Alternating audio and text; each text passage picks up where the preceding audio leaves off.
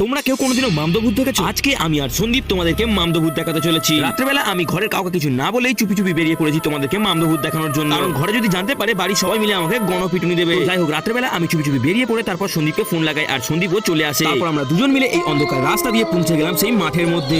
ভাই মাঠের মধ্যে যাওয়ার পর তো আমাদের পুরো ফেটে হাতে চলে এলো, কারণ মাঠটাও ছিল পুরো ফাঁকা আর ঘন কালো অন্ধকারে ঢাকা। তারপর কিছু দূর হেঁটে আমরা পৌঁছে গেলাম সেই পুকুর পাড়ে গিয়েই আমরা দেখতে পেলাম পুকুর পাড়টা ভাই কি ভয়ঙ্কর, কিন্তু ভয় লাগলেও কি আর করা যাবে, শুধুমাত্র তোমাদের জন্য আমরা এই রিক্সা নিয়েছি। চারিপাশটা আমরা ভালো করে দেখছিলাম, ঠিক তখনই আমার চোখ গেল দূরে কেউ একজন যেন দেখছে আমাদের দিকে। তারপর ওটা যে কে ছিল সেটা বোঝার আগেই চোখের নিমিষে কোথায় জানি উধাও হয়ে গেল। আমরা ঠিক করেছি ওখান থেকে আমরা পালিয়ে যাবো। হঠাৎই পিছন দিকে তাকাতেই আবারও সেই প্রাণীটাকে দেখতে পেলাম। আমরা বুঝতে পারলাম এটা আসলে কোনো প্রাণী নয়, এটা ছিল মামদভূত। সন্দীপ